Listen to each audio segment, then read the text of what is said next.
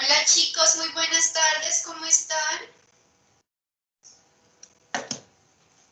Hola, profe. ¿Cómo me les ha ido, Hola, profe. chicos? ¿Todo bien? Bien, profe. Bueno, muchas gracias chicos de verdad por esperarme, por aguantarse todas estas cosas, pero resulta que su profe estaba en terapia y las cosas se demoraron. Listo, ya me ven, ¿cierto? Entonces, de hecho, chicos, lo que sucede les cuento súper rápido. Me están haciendo unas terapias que necesito porque, pues ya ustedes saben, a esta edad las rodillas no empiezan a funcionar, sino a crujir. Entonces, yo estoy haciendo todo lo posible por cambiar el horario para alcanzar a llegar a mi casa con más tiempo, pero si definitivamente, pues el lunes me van a intentar resolver ese problema. Si definitivamente es imposible cambiar la hora para que sea a las 11 de la mañana y con eso yo pueda estar aquí a la 1, entonces yo les voy a pedir, no sé, ¿será que sería posible en dado caso cambiar nuestras clases siempre de 2 a 4? ¿Cómo la ven ustedes? ¿Imposible o posible? Sí, profe, no habría problema.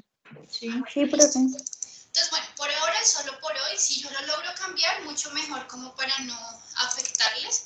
Pero pues sí, ya sé que por lo menos cuento con ustedes. Muchas gracias, chicos. Bueno, entonces, lo primero que vamos a hacer es revisar qué tenemos en nuestra aula virtual, ¿cierto? Entonces, ustedes saben que nuestro compromiso, así como nosotros íbamos todos los días a la universidad supremamente juiciosos, pues entonces nuestro compromiso ahora en tiempos del COVID es entrar al aula virtual absolutamente todos los días, ¿sí? Entonces, por favor, no se les olvide. Recuerden que nosotros tenemos ahí como un contador de horas de visita, mejor dicho. Entonces, nosotros podemos saber quién ingresó hoy, quién ingresó ayer, quién ingresó. Nos enteramos de gente que ingresó el mes pasado, o sea, imagínense. Entonces, por favor, chicos, que se nos vuelva una costumbre diaria entrar a ver, pues, es la manera en que nos podemos comunicar. Listo. Les voy a compartir pantalla para que podamos ver qué es lo que tenemos en el aula virtual.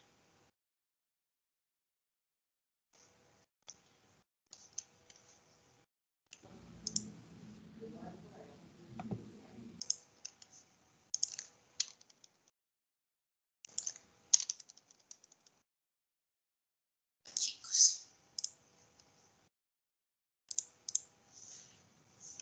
Listo, ya estamos viendo, ¿verdad? Entonces, bueno, vamos a entrar a nuestro curso.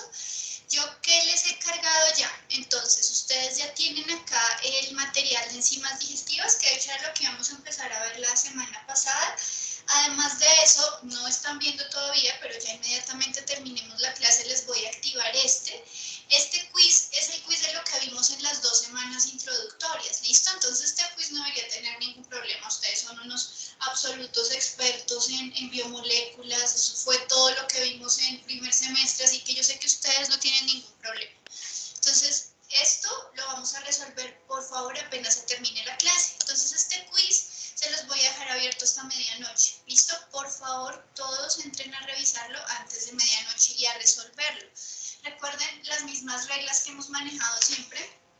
Estos quizzes solamente se pueden abrir una única vez. Por lo tanto, les ruego que en el momento en el que vayan a entrar, estén seguros que tienen Profe, qué pena. tiempo. Nena, vi que me estás escribiendo, ¿cierto? No te preocupes, claro. Quienes no tengan acceso al aula virtual, yo también se los envío por correo. Tú sabes que por eso no hay lío. Entonces, más bien, cuando se esté acabando la clase, porfa, ¿me recuerdas? Con eso, mientras lo activo aquí en el aula, también les envío el correo. ¿Listo, nena? Vale, profe. Son varias personas, profe, porque yo tampoco tengo aula virtual. Eso, tranquila. Entonces, más bien hacemos una cosa. Yo se lo envío a todo el mundo. Con eso no hay ningún problema. Y los que sí tengan aula, pues hacen caso omiso al correo y no pasa nada. ¿Listo? Mejor hacemos eso entonces. Gracias, ¿Listo? profe. Gracias, profe. Bueno, ya que yo también ya me calmé porque de verdad venía como corriendo. Entonces, listo, ya podemos dar inicio. Entonces, lo que vamos a hacer hoy es hablar acerca de las enzimas digestivas. Entonces, yo sé que nosotros este tema lo vimos también en primerito. De hecho, nosotros hicimos un experimento súper chévere con un elemento que estaba en la cocina de la casa. ¿Alguien se acuerda cuál fue ese elemento, ese material biológico que nosotros usamos para ver el comportamiento de las enzimas? ¿El arroz? ¿El arroz? No, no usamos arroz, qué mentira, usamos otra cosa. ¿La papa? La papa, muy bien. Entonces usamos la papa para observar la catalasa, que era una peroxidasa, ¿cierto? Listo. Entonces, esa papa nos iba a servir como una fuente enzimática natural. Entonces nosotros hicimos el laboratorio y además vimos la clase teórica. Entonces se supone que esto está súper claro, pero insisto, la profe reconoce que pues después de Navidad uno hace un lavado mental completo. Por eso es que vamos a hacer un pequeño repaso de 5 minutos antes de empezar con las enzimas digestivas. Entonces ustedes ya saben que a mí me toca primero poner la presentación antes de empezar a compartir, pero a mí se me olvida a veces. Entonces ahora sí. Perfecto. Entonces, ¿qué tenemos acá? Resulta que todos los seres vivos, entiéndase bacteria, entiéndase elefante, lo que sea, somos unos seres absolutamente complejos, ¿cierto? Entonces, la complejidad que hay en un elefante, pues claro, puede ser mayor porque tiene estructuras anatómicas, es un ser multicelular, todo el cuento, pero esa es absolutamente la misma historia de lo que ocurre en una bacteria, solamente vamos a ir multiplicando los fenómenos que ocurran dentro de la célula, ¿cierto? Entonces nosotros dijimos, somos extremadamente complejos, no es que las mujeres seamos difíciles o complejas, todos somos exactamente iguales. Y entonces esa complejidad se debe precisamente a una extensísima red de reacciones químicas que van a ocurrir para permitir que esos procesos metabólicos se lleven a cabo. Entonces, todas esas reacciones químicas que van a ocurrir, entendiendo que una reacción química es que A se convierta en B, que luego B se convierta en C y así sucesivamente. Nosotros, ¿qué decíamos de esas reacciones, chicos? Esas reacciones naturalmente son rápidas o son muy lentas. ¿Sí se acuerdan?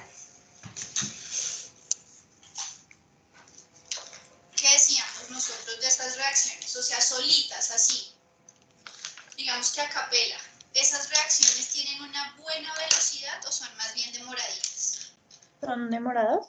Son súper demoradas. Entonces nosotros decíamos, ojo, nos toca ponerle a las reacciones una cosa que se va a llamar un catalizador. ¿Sí se acuerdan de eso, cierto? Entonces, ¿quién me puede más o menos dar una definición de lo que se acuerdan de que era un catalizador, chicos? Es un componente que acelera eh, como acelera las reacciones. Muy bien, nena. Entonces decíamos, ojo, hay dos características importantes de los catalizadores. La primera es que no participa en la reacción. ¿Qué quiere decir eso? Que el catalizador ni se consume ni se produce. No participa en la reacción. Pero a pesar de que no participa en la reacción, sí cambia la velocidad de la reacción. Entonces, ojo, pues cambiar quiere decir que yo puedo hacer más rápido o hacer más lento. Pero por supuesto yo no voy a querer que las cosas antes ocurran más lento. En la vida real nosotros vamos a ver que los catalizadores siempre van a tender a acelerar. Entonces, cada una de estas reacciones bioquímicas que ocurren desde una célula de bacteria o hasta un elefante, todas estas reacciones van a ser mediadas por enzimas. ¿Listo? Entonces nosotros ya hemos visto 1000 enzimas, entonces acá viene la enzima 1, acá la enzima 2 y acá la enzima 3. Hemos visto muchos ejemplos ya en estas clases conmigo. Pero entonces, quiero que nos quede claro otra vez esto de que no participa en la reacción. Entonces vamos a buscar un ejemplo de la vida cotidiana. Supongamos que nosotros queremos ser celestinos. Entonces tenemos un amigo y una amiga, ay, tan buena pareja, ¿qué harían? No, es que serían la pareja perfecta y de paso yo me los quito encima porque si ellos se juntan, pues me dejan en paz. Entonces, esa Celestina, por ejemplo, organiza una cena. Chicos, tengo un micrófono abierto por ahí, ¿me ayudan? Gracias. Entonces, esa Celestina va a organizar una cena, los invita a los dos, pone música suave, les da un vinito como para que se relajen, pone el tema de conversación y luego se va y los deja solos. Entonces, la Celestina no está participando en la relación, no, la relación es de dos, pero yo sí di todos los medios, proporcioné todas las facilidades para que ellos se conocieran. Probablemente si creemos en el destino o en Dios o en lo que sea, pues entonces probablemente ellos se hubiesen conocido en 15 años y se hubieran ennoviado en 15 años. pero yo lo que hice fue acelerar el proceso, dar todas las condiciones para que eso ocurriera más rápido. ¿Listo? Entonces, eso es lo que hace una enzima. Nosotros decíamos que las enzimas eran catalizadores biológicos, entonces en química nosotros usamos muchos catalizadores, minerales, no minerales, biológicos, no biológicos, pero por supuesto en esta clase pues vamos a hablar solamente de los catalizadores biológicos o enzimas.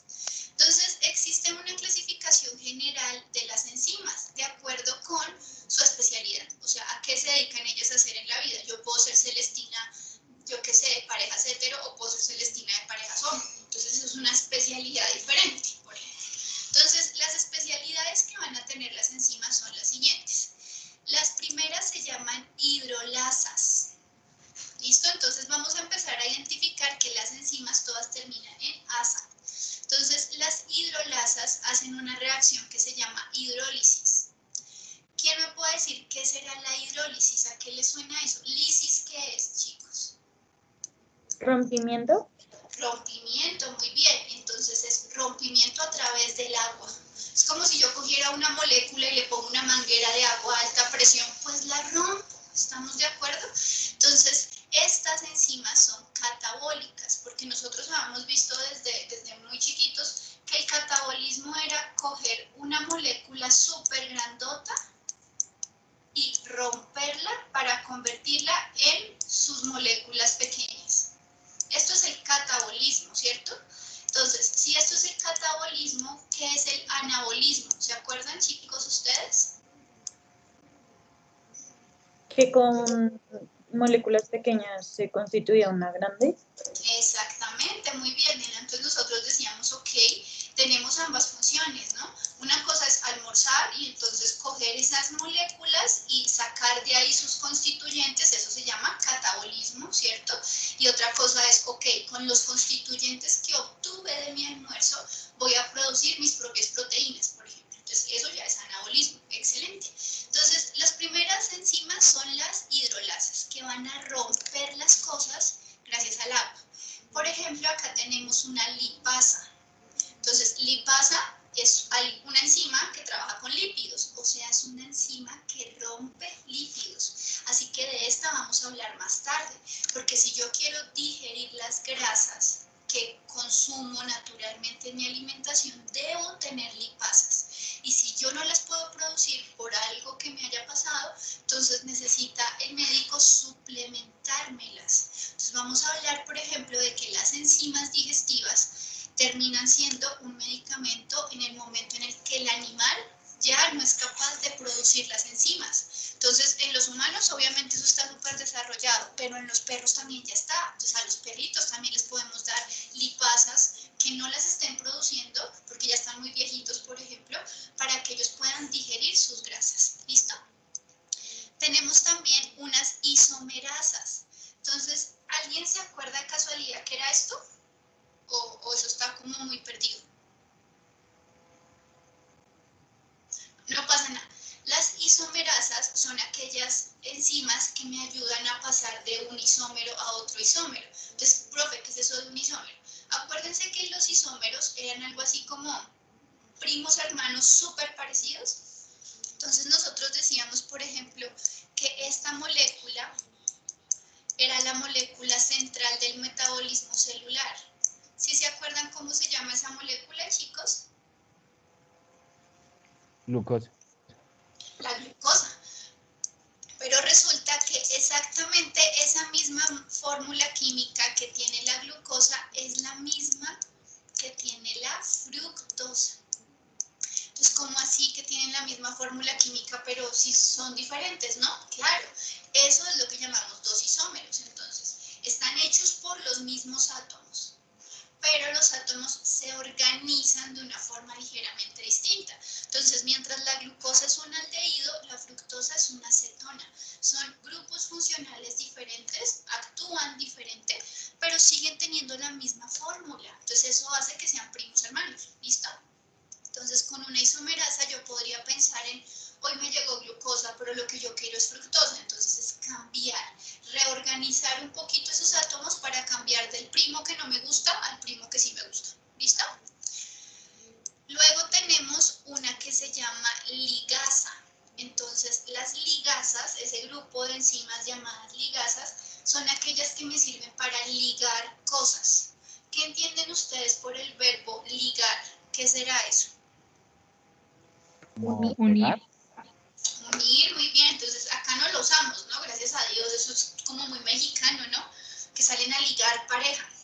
Bueno, a buscar y a unir personas. Bueno, eso. Entonces, las ligasas también son conocidas como polimerasas. Entonces, ¿cómo así polimerasas? Pues estas que están acá. Entonces, las ligasas son particularmente enzimas que me ayudan a hacer procesos anabólicos. Entonces, vamos a coger las unidades constituyentes, vamos a coger estos ladrillos y vamos a ir pegando ladrillo tras ladrillo hasta formar un polímero. ¿Listo? ¿Ustedes sí se acuerdan qué quería decir polímero? ¿Qué era eso?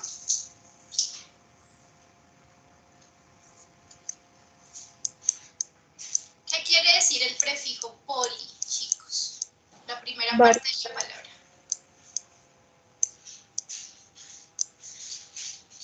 Señora, ¿qué quiere decir poli? Muchos. Muchísimos, muy bien. Entonces, un polímero quiere decir unidad. Entonces, un polímero son muchas unidades. ¿Listo? Entonces, las ligasas o polimerasas lo que buscan es coger estos ladrillos y convertirlos en un polímero, en una molécula súper grandota. Luego tenemos otras que se llaman liasas. Miren que acá lo que les falta es la G, ¿no? Entonces, ligasas para unir, liasas para cerrar. Para romper. Entonces, las liasas se parecen mucho a las hidrolasas. La única diferencia es que mientras las hidrolasas utilizan agua para poder abrir, las liasas no las utilizan. ¿Listo? Esa es la diferencia. Por eso no pueden estar dentro del mismo grupo. Porque estas no utilizan agua para romper las cosas, pero sí siguen siendo enzimas catabólicas porque están dedicadas a romper enlaces. Luego vamos a pasar a unas que se llaman las oxidorreductasas. Entonces yo les voy a hacer una pregunta que estoy segura que ustedes me pueden contestar sin problema. En las reacciones redox que nosotros vimos, por ejemplo, en las rutas metabólicas y en esas cosas, chicos, en las reacciones redox, ¿qué es lo que se comercia o qué es lo que se está intercambiando? Átomos, energía, o ¿qué es lo que se intercambia en estas reacciones redox? ¿Electrones, profe? Muy bien, Nena, excelente, los electrones. Entonces, en unos nosotros decíamos, ok, alguien está perdiendo, y en otro decíamos, alguien está ganando. Pero ¿qué está perdiendo, qué está ganando? Era electrones, muy bien. Entonces, las oxidorreductasas, ¿qué es lo que hacen? Hombre, a usted le están como sobrando electrones, ¿no? Venga, yo se los quito y se los pongo mejor a este. Entonces, oxidan a alguien mientras que reducen a alguien. Y así como ustedes ya saben, estas reacciones redox son la base fundamental de la respiración celular, son la base fundamental de todo el metabolismo de la célula. Entonces, en el metabolismo celular, pues estamos llenitos de oxidorreductasas, que le quitan los electrones a alguien y se lo ponen a otro. Y finalmente tenemos las transferasas, que ya no van a transferir electrones, sino que transfieren grupos. Entonces, por ejemplo, les voy a pintar un grupo a ver si ustedes lo reconocen. ¿Reconocen este grupo? ¿Cómo se llama este grupo?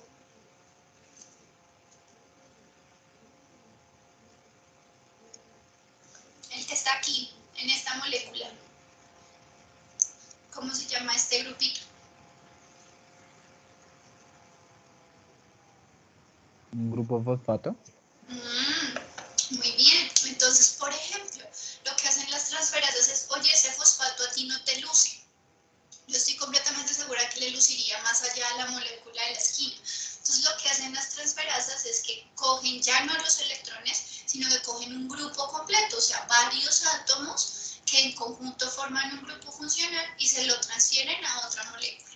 Y de esa forma permiten hacer como marcaje. Entonces, por ejemplo, nosotros en la glucólisis, si ustedes se acuerdan, decíamos, está la glucosa, luego está la glucosa 6-fosfato.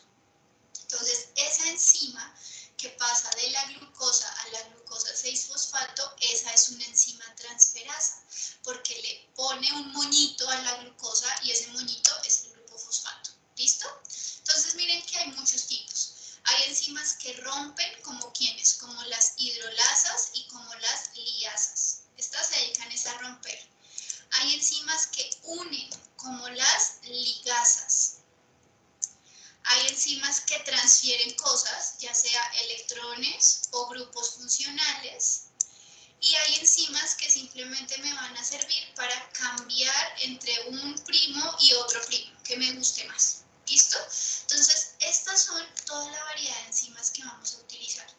Y lo que vamos a ver hoy es un poco cómo utilizarlas en la digestión animal. ¿Listo? Entonces voy a continuar haciendo este repaso así súper rápido. Entonces, ya vimos que hay unas que rompen, ¿cierto? Las hidrolasas. Entonces, vamos a hablar de 3 diferentes hidrolasas que van a ser supremamente importantes para la digestión animal. Entonces, tenemos primero las lipasas. Como ya lo vimos ahorita en la diapositiva anterior, pues las lipasas son hidrolasas que van a romper los lípidos. Entonces, sin hidrolasas yo no me puedo comer un aguacate. Perdón, sin lipasas yo no me puedo comer un aguacate, ni me puedo comer el gordito del pollito, ni me podría comer nada de la grasa que está en los alimentos, de la leche, por ejemplo, que tiene altísima grasa. Entonces, estas señoritas lipasas van a ser extremadamente importantes. Por supuesto, dependiendo de la dieta del animal, va a necesitar una mayor o menor cantidad de lipasas, porque no es lo mismo la cantidad de grasas que puede comer un herbívoro como una jirafa a la cantidad de grasas que va a comer una foca o que va a comer una ballena asesina, por ejemplo, que come focas súper grasosas, ¿cierto? Entonces, el metabolismo del animal va a adaptarse de acuerdo con su dieta. Entonces, estas son unas. Luego tenemos estas, las proteasas. ¿Qué creen ustedes? ¿Las proteasas qué es lo que rompen? Las proteínas. Proteínas. Las proteínas, suena súper sencillo. Entonces, pregunta del millón, ¿ustedes alguna vez han usado proteasas en su casa? ¿Alguna vez han sentido el efecto de una proteasa en su cuerpo? Yo estoy segura que sí, lo que pasa es que no sabemos que era una proteasa. Entonces, pregunta, ¿alguien se ha comido el corazón de una piña? Sí. ¿Y qué se siente cuando uno se come el corazón de una piña? Como que, pues en la lengua como que se corta. Es feo. ¿Y en la lengua qué es? ¿Qué es esto? ¿La lengua qué es? ¿Eso es un hueso? ¿Es un cartílago? ¿La lengua qué es? ¿Está hecha de qué? ¿De hueso? ¿De cartílago? ¿De tejido adiposo? ¿Qué hay en la lengua? Músculo, ¿no? Músculo. ¿Y en el músculo hay proteínas? ¿Sí o no? Sí. O sea, eso ya lo vimos. Entonces, lo que experimentamos cuando comemos el corazón de la piña es la acción y el actuar de una proteasa. Y no solamente nos fastidia la lengua, sino que los labios también, porque es que ahí también hay proteínas que están formando toda la matriz extracelular donde crece la piel, por ejemplo. Entonces, nosotros ya hemos experimentado esto. Entonces, cuando vamos a comprar carne a la carnicería y nos venden una carne un poco dura, ¿algunas de sus mamás tienen alguna técnica para ablandar la carne, chicos? ¿Alguien ha visto a la mamá cocinando? O mejor, ¿alguien le ayuda a la mamá a cocinar en la casa y sabe qué se puede hacer para ablandar la carne? La poner en la olla. Ah, bueno, claro, entonces ahí estamos degradando las proteínas por calor, o sea, usted o se rompe o yo la rompo, listo. Pero hay algo un poco más natural, ¿no se le puede adicionar algo para ablandarla? Entonces resulta que existen Oye, proteasas. profe, una duda. Señor. Cuando se le adiciona jugo de papaya, Ay, muy bien, si ves, mi compañero prendió el micrófono y era un buen apunte, excelente. Entonces resulta que en la papaya hay una proteasa supremamente importante con unos excelentes usos industriales, que es la papaína. Entonces la papaína es una proteína que está en la papaya y que sirve como proteasa. Entonces, por ejemplo, un proyecto que alguna vez yo estuve evaluando era esto: coger la papaína de la papaya, extraerla y venderla como un ablandador de carne para las familias que compraran el ablandador de carne en polvo para echárselo, por ejemplo, a la carne, porque es que la papaya huele feo a veces, no lo vamos a negar. Y otra que me parece parecía a mí mucho más interesante. Imagínense esto. ¿Cuántos de nosotros ya tenemos perros que por la edad, por ejemplo, han empezado a perder los dientes? Entonces tienen muchos problemas para masticar y si no mastican la comida, pues entonces van a tener problemas de absorción, ¿sí o no? Imagínense poder desarrollar, por ejemplo, alguna cosa así en polvo, ponérsela sobre las pepitas y que cuando ellos coman, esas enzimas que van en polvo, pues se disuelvan y les ayuden rápidamente a degradar el alimento. Entonces, este tipo de aplicaciones desde la piña, desde la papaya, son excelentes aplicaciones agroindustriales, pero que buscan también generar productos de alto valor agregado. ¿Listo? Entonces, todos hemos experimentado alguna vez esto, de cómo funcionan las proteasas. Lo que pasa es que no sabíamos que cuando comíamos piña estábamos comiendo proteasas. Y las últimas entonces son las amilasas. ¿Por qué?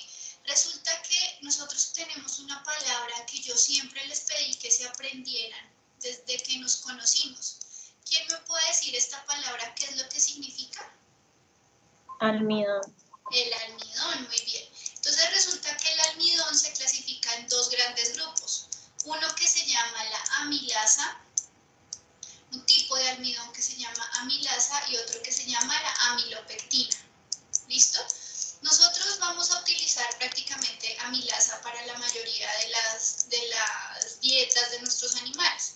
Entonces, como nosotros trabajamos con amilasas, pues entonces asimismo las enzimas que rompen pues van a ser estas. ¿Listo? Entonces, perdón, es que yo me equivoqué acá en la vocal, es una O. Es amilosa, por eso la amilosa se va a romper por una amilasa. Entonces quiero que nos concentremos en este diagrama, a pesar de que sea humano, pues nos funciona. Entonces miren acá cómo está la estructura de ese almidón, que es una amilosa. Entonces ese almidón viene completico, es el almidón que ingerimos en una papa, en una yuca, en un cereal. Entonces entra por la boca del animal e inmediatamente se pone en contacto con la saliva.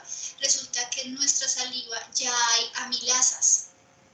Entonces inmediatamente entra en contacto con la saliva, empieza a romperse en algunas unidades más pequeñas. Entonces, a ver, yo les voy a hacer una pregunta. Si decíamos, ojo, la glucosa es el monosacárido más importante, la maltosa, ¿qué viene siendo? Miren el dibujo. Si esto es un mono, esto es un di, muy bien. Entonces, lo primero que vamos a hacer, casi que sin darnos cuenta, desde que masticamos y ensalivamos el alimento, ya estamos generando una primera ruptura, pero no es suficiente. Entonces, finalmente, en el duodeno, miren que en el intestino va a continuar la acción enzimática para seguir y seguir y seguir rompiendo. ¿Listo? Más abajo vamos a terminar. Pero entonces quiero que veamos esto. ¿Desde qué punto va a empezar la nutrición? Entonces pongámosle sentido. Todos hemos visto un bocadillo, ¿sí o no? Pregunta, un bocadillo que esté ahí envueltico en su, no sé cómo se llama eso, ¿quién me ayuda? ¿Quién sabe? ¿Eso es una hoja de qué? La hoja en donde se envuelve el bocadillo. ¿Uno sabe? Eso no es una hoja de plátano, diría yo. No tengo ni idea. De pronto alguno tiene familia en Santander, ¿alguno sabe? Profe, ¿no es la de la mazorca? Yo, profe. Señor, creo que está envuelto eso. ¿No sabes? No, Bueno, profe. Creo que es hoja de bijao. Sí, entonces, está. ¿sí? Bueno, miren, sí, yo por eso les pregunto a los que saben, porque pues yo no tengo ni idea de eso. Yo solo sé comérmelo, ¿cierto? Pero el resto ni idea. Entonces, esa hojita protege de que llegue el agua, de que lleguen los bichitos. Bueno, ¿cuánto puede durar un bocadillo que esté bien envuelto? ¿Eso dura solo una semana o puede durar un día solamente? ¿O será que puede durar un mes, un año? Ahí bien empacadito. ¿Qué creen ustedes? Dura mucho tiempo, profe. Eso puede durar toda la vida. ¿Por qué dura tanto? Porque tiene tanta cantidad de azúcar en tan poquita cantidad de agua que ahí no puede crecer ninguna bacteria. Eso es lo que los ingenieros llaman la disponibilidad de agua, chicos. Entonces, si yo soy una bacteria y yo quiero crecer en ese bocadillo, quiero crecer porque merezco vivir, necesito agua. Y la poquita poquita agua que ahí está ocupada por el azúcar, entonces el bocadillo no se daña. Pero ¿qué pasa si de garosos, estando llenísimos, de garosos abrimos un bocadillo y lo lamemos un poquito, solo para sentirle pues el sabor? En nuestra saliva ya aprendimos que hay amilasa. ¿Qué creen ustedes que pasa apenas yo lama el bocadillo? ¿Qué le va a suceder? Ya se va a contaminar con la saliva, ¿no? Y ya va a empezar a atraer partículas externas. Muy bien, entonces pasan muchas cosas. Primero, en mi saliva hay agua, entonces ya va a haber agua disponible para que crezcan cosas. Segundo, en mi saliva hay amilasa, entonces yo voy a empezar a romper el almidón que está ahí adentro, a convertirlo en azúcares simples. Y tercero, ¿qué creen? En la saliva de los animales, llámese perro callejero, llámese humano, ¿ustedes qué creen? ¿En esa saliva hay bacterias o no? Sí. Sí. O sea, nosotros, por más de que nos bañemos, y más los latinos, ¿no? Que los europeos dicen que nosotros olemos a jabón de tanto que nos bañamos, por más de que seamos limpios, estamos llenos de bichos. Entonces, ese bocadillo no dura ni media hora después de que yo lo empiece a lamer. O sea, se va a ver bien por fuera, pero si yo ya lo analizo por dentro, eso ya va a estar lleno de bichos. ¿Listo? Entonces, mírenle el poder que tiene nuestra saliva para generar esa degradación enzimática. ¿Listo? Entonces ahora hablemos de algo general, de los catalizadores. Entonces nosotros decíamos, ok, vamos a hacer una sustancia que no participa en la reacción, pero que sí va a acelerar esa reacción, ¿cierto? Entonces, ¿cómo funciona ese catalizador? Resulta que en la pantalla de la izquierda, en el dibujo de la izquierda, nosotros tenemos la ruta que nos va a llevar desde los reactivos hacia los productos. Entonces acá, mientras tenemos que suplir toda esta energía, que se refiere como a esa gran montaña que hay que escalar para poder convertirme en los productos, o sea, este es el camino de reacción. Desde el reactivo hasta el producto tengo que invertir mucha energía. Cuando yo ya pongo una enzima, cuando yo ya puse una celestina que me ayude, entonces el camino se hace mucho más sencillo. Porque es que llevar esta carga pesada yo solita, pues complicado, pero ya cuando tengo ayuda, miren que el camino es más fácil. Entonces, mientras en esta parte me voy a demorar 5 años en hacer una reacción química, cuando yo ya pongo una enzima, ya no son 5 años, sino que son 5 milisegundos, por ejemplo. Entonces, aquí ya se me murió el animal, pues porque no le llegó el alimento a la velocidad que era. Mientras que aquí el alimento va a estar llegando constante y a una buena velocidad. Entonces, otra definición para, digamos, un poco más técnica, para decir que es un catalizador, es decir, que es una sustancia que aunque no participa en la reacción, sí disminuye la energía de activación necesaria para que ocurra una reacción química. ¿Listo? Entonces las voy a repetir por si la quieren escribir. Un catalizador es una sustancia que a pesar de que no participa en la reacción, va a lograr disminuir la energía de activación necesaria, haciendo que esta reacción ocurra más fácil y más rápido. ¿Listo? ¿Estamos de acuerdo, chicos? ¿Quedó claro ese pequeño repaso? Sí, profe. Listo, perfecto. Bueno.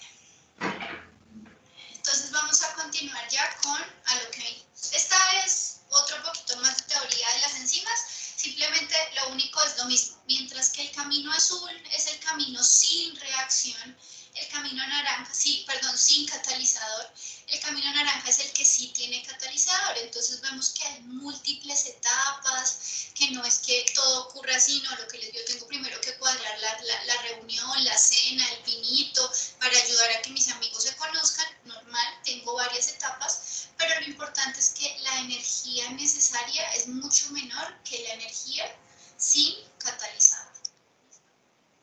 Ahora, nosotros aprendimos también en ese laboratorio que hicimos con la catalasa de la papa, aprendimos algo.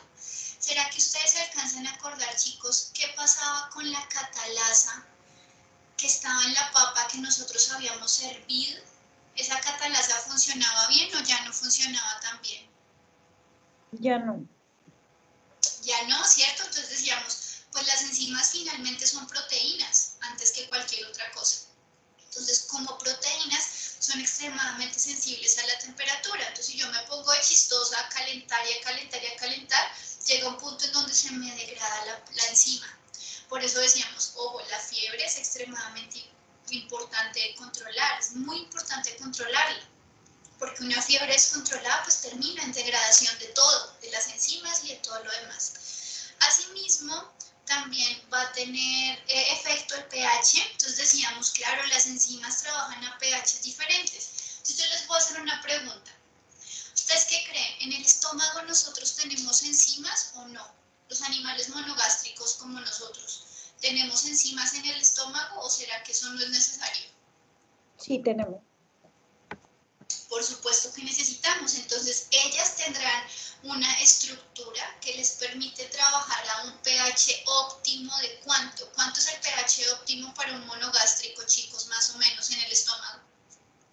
Si no estoy mal, es de 2 a 2.5. Muy bien, excelente. Entonces, ellas son una cosa súper extraña. O sea, eso es el top del top. Una enzima que pueda funcionar y vivir delicioso a un pH de 2. Eso es súper extraño. Mientras que si yo ya voy a analizar las enzimas que están en el intestino delgado, probablemente esta sí sea la gráfica, ¿verdad? A ellas ya no les gusta el ácido. Para que ellas puedan trabajar, necesitan trabajar en un ambiente neutro. ¿Listo? Y finalmente resulta que hay otra cosa que se llama la, digamos, relación que existe entre la actividad de la enzima con el sustrato que está presente. Entonces, ¿qué es esto? Ok, supongamos que mis enzimas están hechas para romper proteínas, o sea, son proteasas. Si yo les doy poquita proteína porque estoy a dieta o porque no tengo dinero para hacer mercado o cualquier otra cosa, pues estoy comiendo poquita proteína. Entonces, la actividad enzimática de mis proteasas pues es bajita. Que si usted no me da materia prima, pues ¿cómo quiere que yo trabaje harto? Obviamente voy a trabajar muy poquito, ¿listo? Pero por más de que yo tenga enzimas disponibles, llega un punto en donde las saturo. ¿Qué quiere decir esto? Que hay un momento en donde todas las enzimas que estaban disponibles ya están ocupadas. Entonces es lo que yo siempre les he dicho, yo no saco nada con ponerles a ustedes 15 tareas. Si en el momento en el que ustedes se saturan, pues dejan de estudiar. Entonces cada quien tiene un punto de saturación diferente. Todos decimos, yo aguanto 5 tareas, yo aguanto 6, yo solo aguanto una, por ejemplo. Entonces eso depende y lo mismo va a suceder acá. Llega un punto en donde la enzima se sature y por más de que yo le siga poniendo sustrato, que yo le siga dando proteína a ese animal, él no va a ser capaz de digerirla porque ya no tiene más enzimas con qué trabajar. ¿Listo? Entonces ahora sí, se acabó el repaso. Bienvenidos por fin a su clase de enzimas digestivas. Entonces nosotros vamos a empezar a comparar diferentes digamos, como estructuras de sistemas digestivos de animales, por supuesto no desde la anatomía, no desde la histología, sino desde la bioquímica. Vamos a entender cómo funcionan estos que están por acá. Entonces, esta creo que se les había alcanzado a mostrar la semana pasada, pero vamos a hacer así como un paso rápido. Entonces, miren, acá tenemos unos animales que son insectívoros. Entonces, ¿por qué se caracterizan estos animales, el sistema digestivo de estos animales insectívoros? Van a tener un intestino realmente corto en comparación pues con el resto y no tienen ciego. Entonces, esta palabrita también necesito que empiecen a reconocerla de ahora en adelante, pues porque es importante para este corte que reconozcamos esa palabrita en inglés. ¿Listo? Luego por acá vienen los carnívoros. Entonces, ojo, acá no solamente están los carnívoros estrictos, sino que también están los carnívoros como nosotros no estrictos. Entonces, ¿por qué se caracterizan, por ejemplo, nuestros sistemas digestivos? Tenemos un intestino corto, un intestino delgado bastante corto. Tenemos un colon normal también, digamos, no muy largo, y tenemos un ciego muy pequeño, realmente, en comparación al resto del sistema digestivo. Y luego vamos a pasar a los herbívoros. Entonces, el primero es este conejo, que va a ser un herbívoro no rumiante. La primera característica de los herbívoros no rumiantes es su estómago. ¿Quién me puede decir cómo es el estómago de los herbívoros no rumiantes? Eh, simple, ¿no? Solo es un solo estómago. Tiene solo una cavidad, muy bien, perfecto. Entonces es un estómago sencillo o estómago simple. Pero entonces ellos van a compensar con un ciego extremadamente gigante. Además del conejo, ¿qué otra especie ustedes ya conocen que sea herbívoro no rumiante y que se caracterice pues por esto, por un ciego gigantesco? ¿El caballo? El caballo. El caballo. Entonces, esto dice muchísimas cosas. Los herbívoros no rumiantes no solamente van a tener un estómago simple y un ciego gigantesco, sino que su estómago es realmente pequeño. Entonces, esto va a determinar el tamaño de este estómago, va a determinar un montón de temas en el comportamiento de los animales. Entonces, por ejemplo, ¿cómo es el caballo? Ustedes que ya en ICA tuvieron la posibilidad de ir eso antes de la pandemia, ¿cómo son los caballos? ¿Ellos comen 2 veces al día o cómo es el comportamiento alimenticio de los caballos? ¿Comen una sola vez al día y se llenan para todo el día o cómo No, hacen se la eso? pasan comiendo. Igual que los conejos, ¿sí o no? Entonces miren que todo tiene un poco de sentido. Resulta que ellos tienen un estómago realmente pequeñito, los herbívoros no rumiantes. Entonces necesitan estar todo el tiempo comiendo pequeñas raciones. ¿Para qué? Para mantener, digamos, como un abastecimiento más o menos constante hacia dónde se va a llevar a cabo la digestión completa. ¿Listo? Entonces miren que esto explica muchas cosas comportamentales. Y luego nos vamos a ir a los herbívoros rumiantes. Entonces, pues ustedes ya saben que acá vamos a hablar un montón de rumiantes y pues sobre todo ustedes de vacas. Entonces ya sabemos, pues esto es del colegio. En el colegio nos decían que eran 4 estómagos, pero ahora decimos que es un estómago que tiene 4 cavidades, ¿verdad? Cada una va a tener unas funciones y de eso nos vamos a ocupar en las clases de rumiantes. Entonces, además de que tiene un estómago que va a tener unas 4 cavidades que vamos a encontrar, resulta que vamos a tener unos intestinos muchísimo más largos, que son importantísimamente grandes, y el ciego pues ya no va a necesitar ser tan largo como este, pero sí siguen siendo extremadamente grandes. Entonces acá lo importante es, uno, el estómago va a ser súper grandote y el resto también. Bueno, con las 4 cavidades. Entonces vamos a empezar a identificar. Primero nos vamos a dedicar como a estos, ¿cierto? Nos vamos a dedicar a los que comen más proteínas que otras cosas y luego nos dedicamos a los herbívoros, tanto el no rumiante como el rumiante. Entonces acá tenemos un pequeño corte de lo que va a ser pues una pared intestinal, ¿cierto? Entonces estamos viendo una parte del tracto digestivo. Entonces yo les quiero hacer una pregunta, chicos. ¿El sistema digestivo hace parte del ambiente interno del cuerpo del animal o no?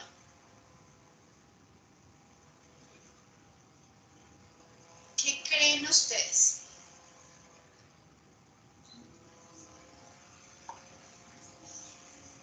Les repito, el tubo digestivo, lo que está dentro de todo mi tubo digestivo, ¿eso hace parte del ambiente interno del animal o eso será un ambiente diferente, un ambiente externo? ¿Qué será eso?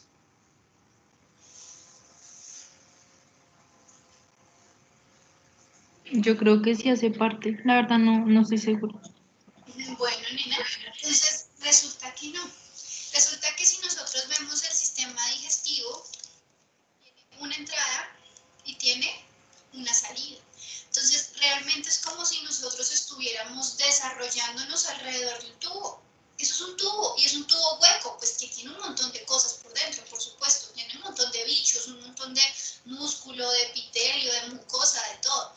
Pero básicamente es un tubo y nosotros nos desarrollamos alrededor de ese tubo.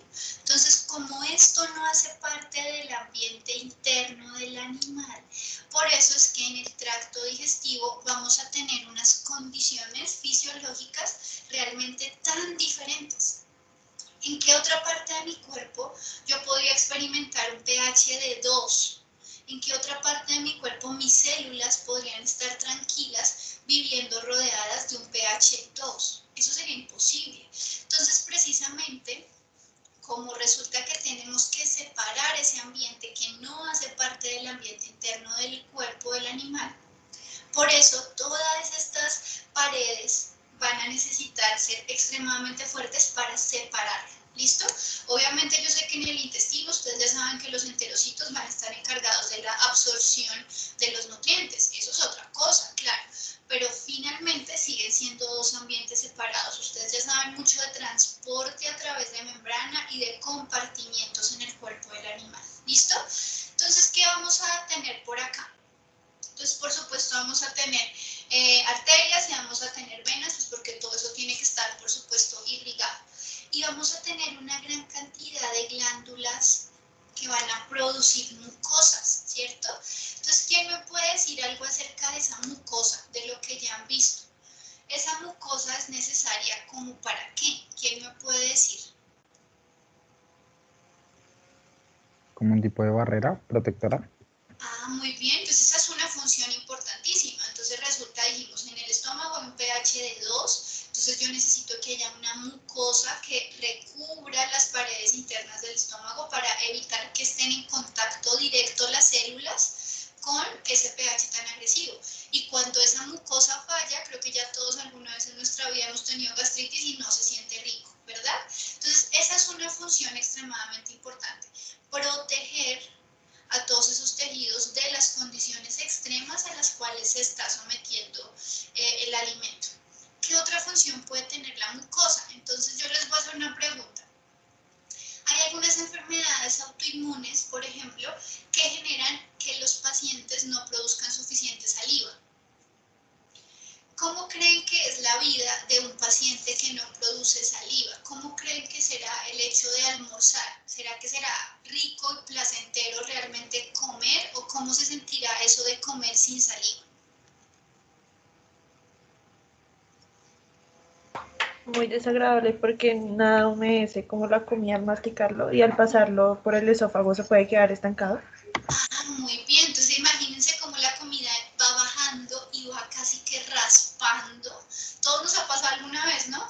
Que pasamos un pedazo de comida muy grande o que de pronto tomamos agua como que muy rápido y sentimos ese dolor. Imagínense eso todos los días de nuestra vida. Entonces, una función importantísima de la mucosa es lubricar.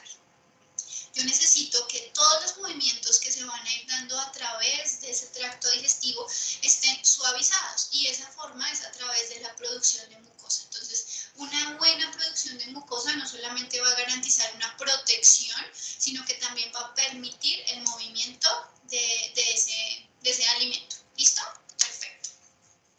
Entonces, bueno, acá tenemos un dibujo bastante artístico y rudimentario de lo que sería el proceso de digestión. Entonces, miren, acá tenemos el tubo digestivo, insisto, esto completamente por fuera del ambiente interno del animal. Entonces, aquí viene el alimento y viene en unas unidades grandotas, viene en unos polímeros, ¿listo?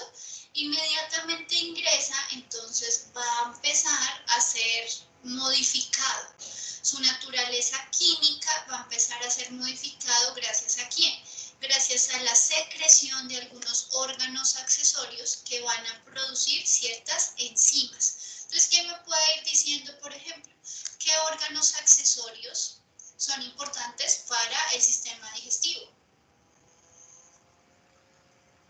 El hígado estaría ahí y el páncreas. El hígado está en todo, tienes toda la razón, ese tipo está metido en todo, el hígado es uno, ¿quién más? El páncreas.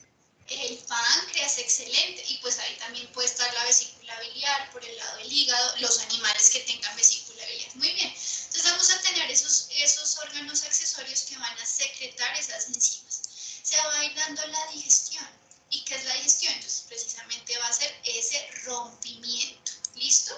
Y finalmente vamos a llegar al intestino delgado en donde va a ocurrir la absorción de los nutrientes. ¿Quién me puede decir este rombo? Vean que este rombo entró, pero así como entró, pues como que también va a salir. ¿Cómo se llama eso en los animales? ¿Cómo se llama lo que entra, pero que solamente hace como espacio, como volumen, pero que así como entra vuelve a salir? ¿Eso qué será? Entonces les doy una pista. Es lo que, por ejemplo, nos venden en el All Brand. Cuando nosotros compramos All Brand, nos dicen que estamos comprando un alimento rico en ¿qué? En proteínas, en carbohidratos o en ¿qué? ¿Qué nos dicen?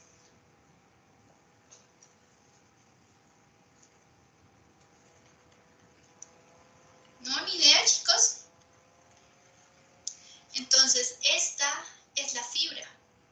¿Listo? Entonces, la fibra van a ser esos alimentos que me van a ayudar a incrementar el volumen del bolo alimenticio, que asimismo me van a ayudar a incrementar la motilidad del sistema digestivo, la motilidad del intestino para mantener un movimiento y no llegar a sufrir de estreñimiento. ¿Listo? Perfecto, chicos. Entonces, creo que esto ya lo vimos. Sí. Listo. Entonces vamos a empezar a hablar precisamente de cuáles son esas secreciones que van a ser necesarias para el correcto funcionamiento del sistema digestivo. Entonces, lo primero, nosotros habíamos visto por acá unas proteasas, unas lipasas y unas amilasas, ¿cierto? Habíamos dicho que cada una tenía una función específica en el rompimiento de algunas macromoléculas, en el rompimiento de algunos polímeros, y solamente habíamos visto como los lugares de acción de unas cuantas, ¿verdad? Pero entonces ahora sí nos vamos a concentrar en verlas todas. Entonces, dijimos, amilasas me sirve para digerir los carbohidratos, como por ejemplo la amilosa que viene en el almidón. Proteasas, proteínas, y lipasas, pues para los lípidos. Eso está perfecto. Vamos a empezar a ver que no solamente entonces el hígado, como nos lo mencionaron, el páncreas y en los animales que tenemos, vesícula biliar, sino que nos hizo falta mencionar, por ejemplo, unas glándulas que están por aquí, pues que van a producir la saliva, ¿cierto? Las glándulas salivales, y también en el estómago también debemos tener ahí una secreción. ¿Listo? Entonces, vamos a empezar a reconocer qué produce quién. El hígado va a hacer 50.000 cosas, estamos de acuerdo, pero en lo que respecta al sistema digestivo y a la digestión, el hígado va a ser supremamente importante en la digestión de las grasas. Entonces, ¿quién me puede decir qué es lo que produce el hígado que va a ser importante para la digestión de las grasas? ¿Quién se acuerda? ¿Hepatocitos? No, los hepatocitos son las células del hígado, pero ¿qué es lo que dice uno? ¿La bilis? Dice, un genio que se me rebosó la bilis. Eso. Entonces, la bilis nosotros la habíamos visto como muy por encima, por allá hace un montón de tiempo, cuando dijimos que la bilis estaba hecha de ácidos biliares, pero hasta ahí llegamos. Entonces, resulta que el hígado produce la bilis. Vamos a hablar ahorita de la importancia de la bilis, no como alguien que rompa los lípidos, no. Es alguien que prepara los lípidos para que puedan ser rotos. Pero si yo no tengo bilis y no hay preparación, pues nadie va a poder romper esos lípidos. ¿Listo? Entonces, cuando nosotros producimos la bilis, hay dos caminos. Hay algunos animales que la secretan directamente en el intestino delgado, que es donde va a ser utilizada. Hay otros animales que utilizamos un tanque de almacenamiento, y ese almacenamiento es la vesícula biliar. ¿Listo? Entonces, mientras el hígado produce la bilis, la vesícula solamente la almacena y la va dosificando hacia el intestino delgado cada vez que sea necesario. Clarísimo. Ahora, el páncreas. El páncreas hace muchas cosas. De hecho, el páncreas podríamos dividirlo inmediatamente como en dos grandes segmentos, ¿verdad? Va a tener un segmento endocrino y va a tener un segmento exocrino. ¿Alguien conoce la diferencia entre endocrino y exocrino?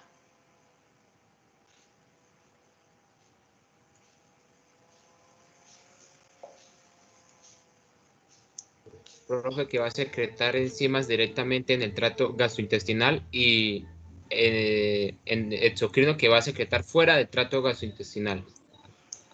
Sí, pero no. Entonces, mira, tienes toda la razón en que uno es adentro y otro es afuera. Muy bien. Entonces, todo lo que sea endocrino es porque va a permanecer dentro del cuerpo del animal, que la acción de esa hormona que está siendo secretada o de esa enzima que está siendo secretada va a ser dentro del cuerpo del animal. Entonces, lo normal es que cuando nosotros tenemos una glándula, un órgano, un tejido que produzca algo endo, por ejemplo, se secrete hacia la sangre.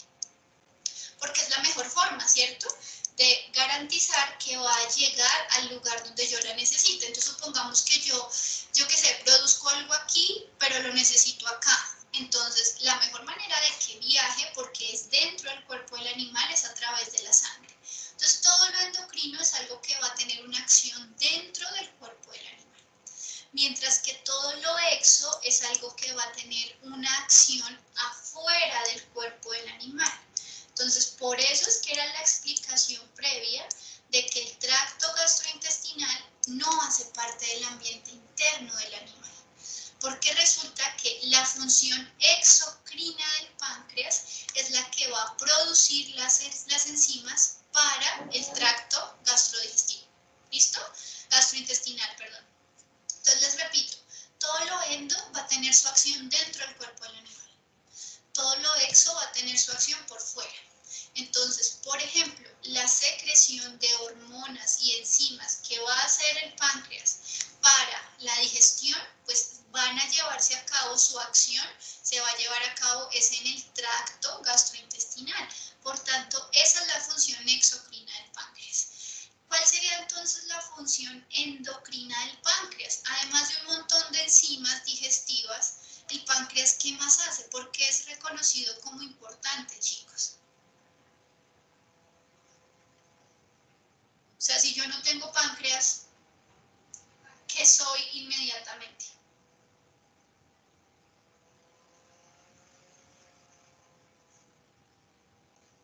Entonces les voy a cambiar esta. Un paciente que tenga diabetes tipo 1 es, por ejemplo, porque no tiene páncreas, ¿sí o no?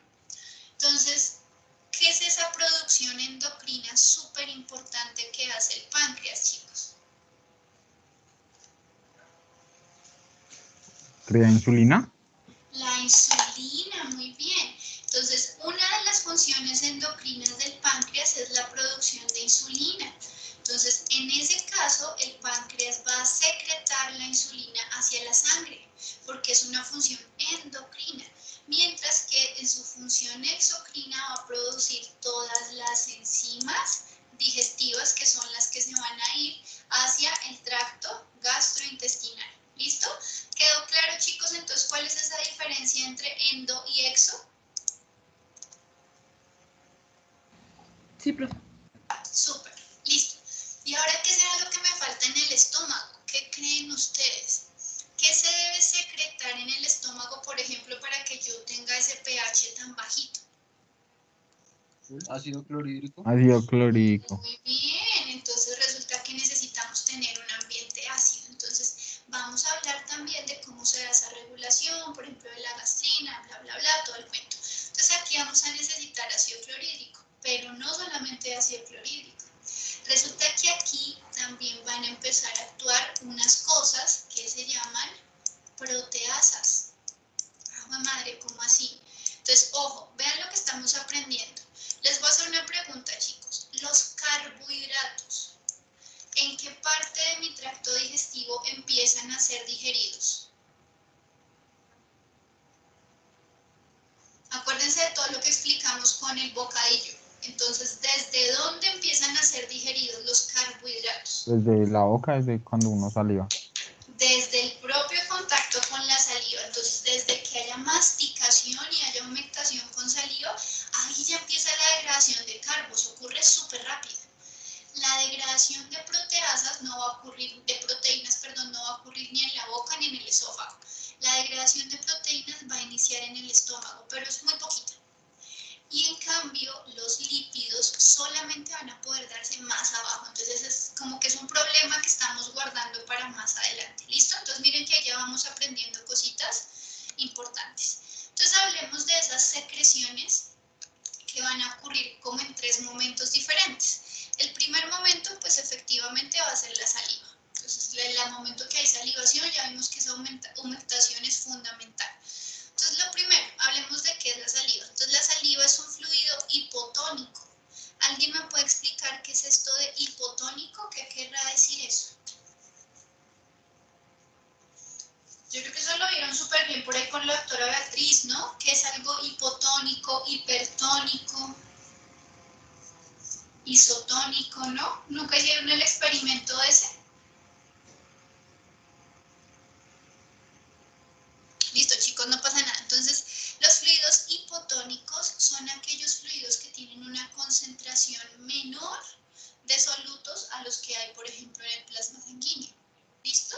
Entonces, si yo pongo una célula en un fluido hipotónico, pues lo que va a pasar es que como hay un desbalance entre las concentraciones, la célula va a tener unas concentraciones muy elevadas en comparación con el fluido que la circunda. ¿Estamos de acuerdo? Entonces la única forma de poder solucionar ese desbalance es permitiendo el ingreso de agua. Entonces en los fluidos hipotónicos es cuando veíamos que las células empiezan a hincharse y a hincharse y a hincharse, y si yo no corrijo rápido ese problema, pues la célula se va a ¿qué? Se va a alisar y se va a morir explotada. ¿Listo? Entonces la saliva es un fluido hipotónico que se produce en las glándulas salivares. ¿Qué va a contener? Las mucinas, que son unas proteínas que vamos a ver un poquito más adelante acá. Va a contener también amilasa y va a contener electrolitos. Pero básicamente es una receta sencilla, es una receta pues que está hecha en agua, por supuesto. Entonces, estas mucinas tienen como función ¿qué? Facilitar la lubricación, o sea, va a lubricar para facilitar el que podamos degluir y que podamos también hablar. Entonces, de nuevo, esos pacientes que no pueden producir saliva en una buena cantidad, pues también van a tener problemas para hablar. Y ya habíamos dicho que entonces, ¿cuál de las macromoléculas es la que se empieza a degradar apenas yo la pongo en contacto con la saliva, chicos? ¿Cuál es esa macromolécula? Los carbohidratos. Los carbos, muy bien. Entonces, los carbos van a empezar a degradarse desde el momento en el que se pone en contacto con saliva. Muy bien. Luego, entonces, tenemos un segundo gran momento. Es que el esófago, pues, básicamente el esófago es un tubo que conecta. Entonces, conecta la garganta pues, con el estómago. O sea, el esófago no hace mucho más, sino simplemente transporte. Entonces, llegamos al estómago, donde va a ocurrir otra gran etapa de este proceso. Entonces, resulta que en el estómago, bueno, tenemos varias secreciones gástricas. En el estómago vamos a tener mucosa, que ustedes ya me dijeron que es para proteger, que si yo no protejo las células de ese ácido, pues hay dolor. Entonces, o hay gastritis o llega a haber una úlcera. Vamos a tener muchos iones, está hecha de agua principalmente. Tenemos ácido clorhídrico, perfecto. Tenemos una cosa que se llama el factor intrínseco, que también lo vamos a ver un poquito más adelante. Y tenemos una cosa que se llama el pepsinógeno. Entonces, yo creo que nosotros podemos hacer esta analogía con algo que aprendimos el semestre pasado al comienzo, que era el, ay, se me olvidó escribir, fibrinógeno, sin la R. Algo que era el fibrinógeno, que estaba en la sangre. ¿Ustedes lo recuerdan de pronto? Y decíamos que el fibrinógeno se activaba cuando yo necesitaba iniciar la cascada de coagulación, ¿se acuerdan? Entonces el fibrinógeno se convertía en ¿qué? ¿Quién se acuerda el nombre de esto? En fibrina. En fibrina, muy bien. Y decíamos, este paso tiene que ocurrir, o sea, yo necesito pasar de fibrinógeno a fibrina porque esta es la que es activa. Entonces, si ustedes se acuerdan, la fibrina era la que formaba la red en la cual se capturaba todo para hacer el coágulo. Entonces, la fibrina era como una telaraña en donde se iban pegando todos los glóbulos rojos, se formaba el clúster de plaquetas, toda esa cantidad de cosas para formar el coágulo completo. Entonces, esta parte de activación del fibrinógeno a fibrina era súper importante, que esto es lo que hacía la trombina, por ejemplo, ¿se acuerdan? Lo mismo pasa acá. Entonces resulta que nosotros en el estómago tenemos primero pepsinógeno. Vean que es que se parecen los nombres y todo, tiene como sentido. Entonces el pepsinógeno es una peptidasa pero inactiva. Ya ahorita más adelante explicamos por qué es necesario que estas estén inactivas. Y en un momento dado, cuando ya yo comí, cuando ya fui a un asadito y comí un montón de proteína, entonces ese pepsinógeno se tiene que modificar para poder obtener la pepsina. Y la pepsina efectivamente sí es una proteasa. ¿Estamos de acuerdo? Entonces esta proteasa es la que me va a permitir iniciar la degradación de proteínas en el estómago del animal. ¿Listo? Y también vamos a tener gastrina, que también la vamos a ver cuando ya estemos hablando acerca de las hormonas digestivas y de todo el control que necesito en la digestión animal. Bueno, entonces, ¿qué dice acá? Efectivamente esas secreciones gástricas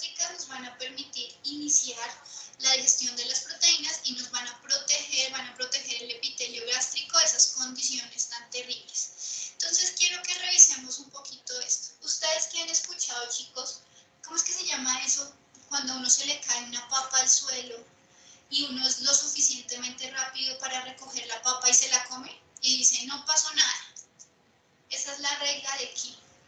De los 5 Dale, segundos. 5 segundos. La ley de los 5 y eso se cumple, o sea, eso está, mejor dicho, escrito en la Biblia y eso es cierto. Y lo mismo nosotros lo vemos con un bebé, ¿no? Y nosotros cuidamos a los bebés, pues los que somos decentes, así yo sé que ustedes son igual, cuidamos a los bebés impresionante, ¿no? Y entonces no queremos ni que el bebé se pegue, le ponemos un montón de chupitas a las tomas eléctricas y no sé qué, y el tetero del bebé es súper esterilizado, entonces o le compramos el esterilizador o lo dejamos hervir, eso todo es, mejor dicho, yo no sé ustedes, pero en mi casa teníamos hasta unas ollas esmaltadas especiales para hervir el agua del bebé, todo porque pues era el bebé. ¿Y qué pasa cuando el bebé empieza a gatear? Entonces están negritos, no negritos, llenos de mugre, esas manos de esos bebés sucias y uno limpia el suelo, pero siempre encuentran mugre. Y cuando uno los ve por allá en el suelo, recogiendo un bicho del suelo y metiéndoselo en la boca, ¿sí o no? Todos hemos pasado por eso. Nosotros mismos somos el producto de eso. Y entonces, ¿por qué no nos hemos muerto? Porque, pues mal que bien, pero pues hay un montón, millones y millones de humanos en el mundo, a pesar de que hemos hecho eso todos. Entonces, ¿qué es lo que sucede? Nuestro sistema digestivo está diseñado precisamente para soportar que nosotros de vez en cuando, pues, ingiramos una cantidad exagerada de bacterias, hongos, levaduras, parásitos, lo que sea. ¿Cuál es el problema? El problema es cuando no ingerimos 10 o 20 o 50, sino que vamos y nos comemos una empanada que estaba por ahí medio podrida, que ya no tenía 50, sino que tenía 50 millones de bichos. Entonces miren lo que sucede, chicos. Ese ácido clorhídrico que está en nuestro estómago y que ustedes me dicen que tiene más o menos un pH de 2, es un ambiente extremadamente agresivo para bacterias, por ejemplo. Entonces, la gran mayoría de las bacterias que nosotros consumimos a diario en nuestros alimentos, porque es que por más de que estén cocinados, tienen bichos igual en el momento en el que los servimos, pues los bichitos del aire empiezan a entrar. Entonces, la gran mayoría se muere.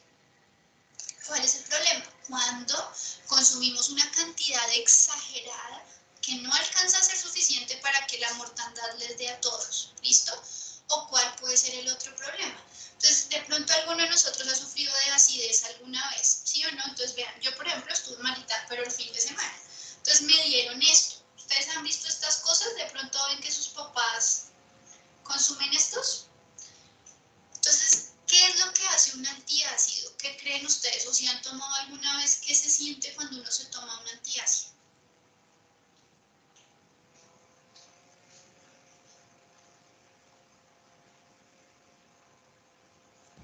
¿Nunca se han tomado ustedes un antiácido?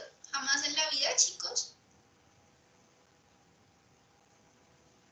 ¿De verdad? ¿Ustedes son No, súper profe. sanos? ¿Nunca más? Bueno, entonces yo les cuento. Entonces resulta que a veces a uno le da una gastritis inmunda porque están comiendo a deshoras o por lo que sea, entonces sienten un ácido terrible, hay personas que incluso tienen reflujo, qué pecado, eso debe doler mucho, ¿no? Cuando uno está como vomitando, por ejemplo, y sientes el ácido que te quema todo el esófago. Entonces, ¿qué es lo que hacen estos antiácidos? Van subiendo el pH del estómago. Claro, porque si a usted le duele es porque tiene un pequeño huequito en algún lugar donde no tenía mucosa que le protegiera ese ácido. Entonces, venga, yo le subo el pH, entonces lo subo a 3, a 4, un poquito, ¿listo? Bueno, entonces me enfermé el fin de semana, entonces tomé eso 2 días y ya, yo no lo necesito en mi vida después. Pero hay muchas personas que por costumbre, porque son esos que, por ejemplo, les da por comer desesperadamente todo el tiempo, entonces todo el tiempo están consumiendo sal de frutas y todo el tiempo están consumiendo Alka-Seltzer, o alguien que tenga una enfermedad como una úlcera, entonces tenga que tomar antiácido todos los días, ¿qué va a pasar? Resulta que el pH de su estómago, supongamos que por ejemplo ya sea 5. ¿Ustedes qué creen? En un pH 5, ¿las bacterias pueden crecer mejor o peor que en este pH 2? Mejor.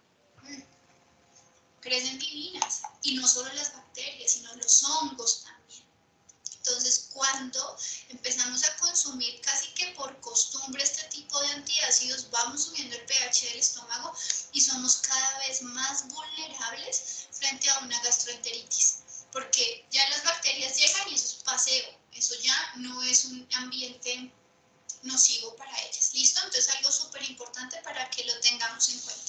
Profe, yo tengo una pregunta Señora, con respecto a los antiácidos. Cuando hay esofagitis, ¿pasa lo mismo o es muy diferente con una gastroenteritis? lo que pasa es que la esofagitis, acuérdate que todo lo que dice itis es inflamación, ¿cierto? Entonces, la esofagitis puede verse a 50.000 cosas. Por ejemplo, yo solo conozco como una que es el crecimiento anormal de las células y que puede terminar casi siempre en cáncer, por ejemplo. Entonces, hay 50.000 tipos de esofagitis o causas que puedan generarla. Entonces, la verdad, nena, no sabría qué responderte, porque la única de la que yo he leído es una causada por el crecimiento anormal de unos tipos de células epiteliales y que puede terminar casi siempre, tiene un síndrome, un nombre súper raro de un síndrome, no me acuerdo, el esófago de Barrett, creo, no me acuerdo, y termina casi siempre asociada con cáncer. Entonces, no sabría qué decirte, nena, porque hay muchas causas, ¿vale? Toca mirar. Vale, gracias, profe. Listo. Entonces, ¿qué dijimos acá? Mientras en la saliva empieza a degradarse los carbos, en el estómago entonces empiezan a degradarse las proteínas. Pero ojo con lo que dice ahí, chicos. A pesar de que empiece a degradarse, no quiere decir que aquí ocurra todo. Solamente el 20% de las proteínas que nosotros ingerimos van a ser degradadas en el estómago.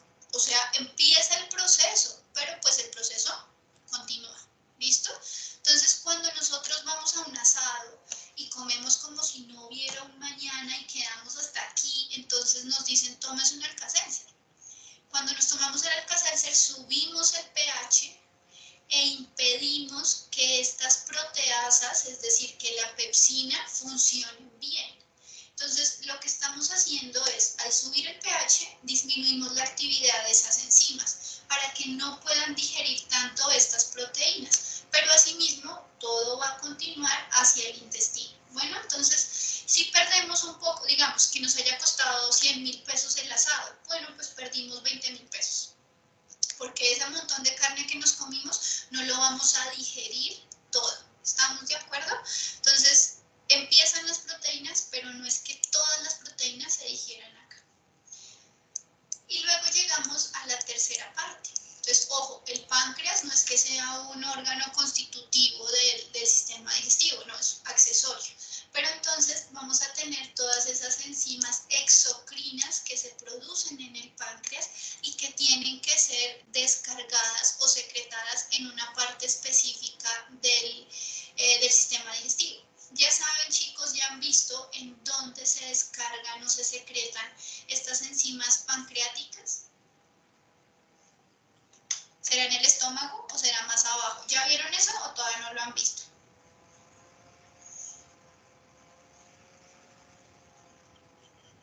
Listo, no pasa nada. Se va a secretar en la primera parte del duodeno. ¿Listo? Entonces, en la primera parte del intestino delgado. Entonces, aquí el páncreas juega una función supremamente importante, chicos. Porque resulta que el páncreas va a secretar enzimas para romper lípidos, enzimas para romper proteínas y enzimas para romper carbohidratos. O sea que el páncreas es todo.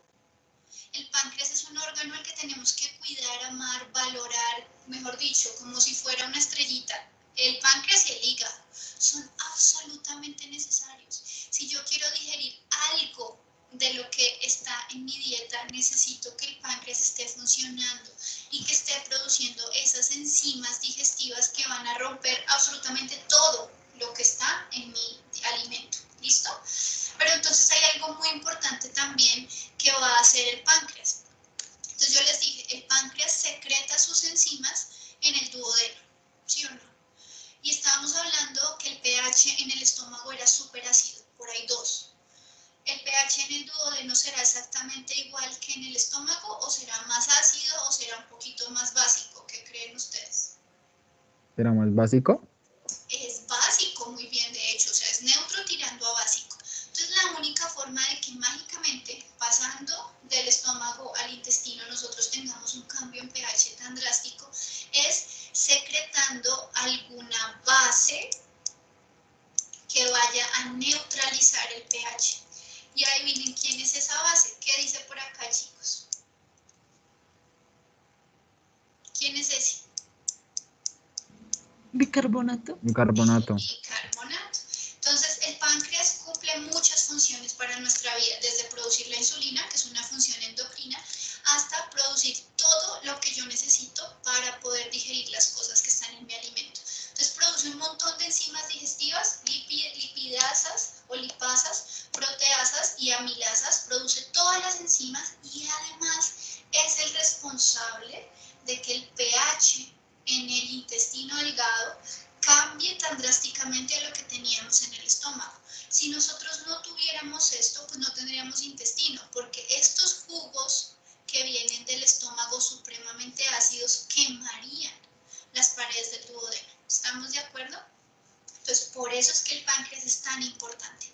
¿Quién me faltó aquí? ¿Se acuerdan que yo les había dicho que había otro órgano que tenía 1000 funciones y que tenía una función acá importante? Si ya hablamos del páncreas, ¿cuál es ese otro órgano accesorio que faltó? El hígado. El hígado, muy bien. Entonces decíamos, el hígado y la vesícula biliar, los que tengamos vesícula biliar, van a ser los responsables de producir la bilis. Y la bilis tiene como función alistar. Ella también se va a secretar en el duodeno. Y entonces su función va a ser preparar a los lípidos. Entonces, digamos que ellas cogen los lípidos y los ponen bonitos para que las lipasas puedan trabajar. Si la bilis, tampoco funcionamos. ¿Listo? Entonces ya vamos a continuar. Pero hasta acá, chicos, ¿está todo claro?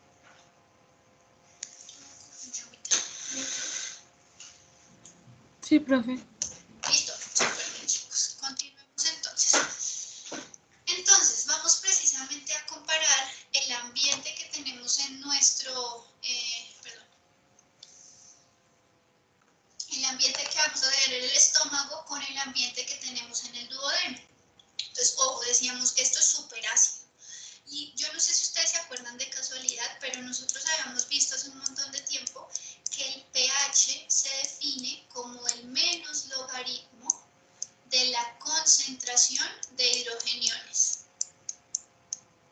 Entonces, entre más hidrogeniones, entre más protones yo tenga en el medio, es porque soy más ácido.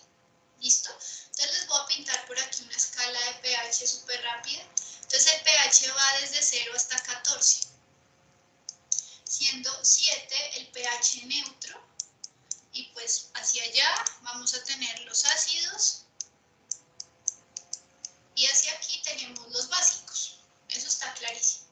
Entonces, si yo mirara la concentración de hidrogeniones, yo vería que aquí tengo una concentración súper alta.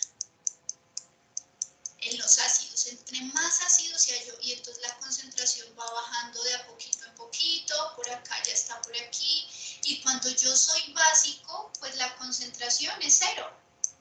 ¿Listo? Entonces, si yo comparara los jugos gástricos con lo que está en el duodeno, pues yo vería que mientras aquí hay una altísima concentración de hidrogeniones, aquí ya no tengo. ¿Por qué? Porque todos los hidrogeniones que estaban por ahí dando vueltas fueron neutralizados por el bicarbonato. Entonces, miren qué es lo que pasa. Yo tengo un montón de hidrogeniones libres. Y de repente aparece el bicarbonato, que es este señor. Entonces, más con menos, pues lo que a mí me enseñaron desde el colegio era que cargas opuestas se atraen, ¿cierto? Entonces, ¿qué es lo que va a suceder? Terminan uniéndose. ¿Listo? Entonces, de esta manera se neutraliza. Cuando yo disminuyo rápidamente la concentración de hidrogeniones libres, voy a neutralizar el pH. Voy a pasar de algo que era súper ácido a algo neutro, incluso tirando un poquito hacia lo básico. ¿Listo?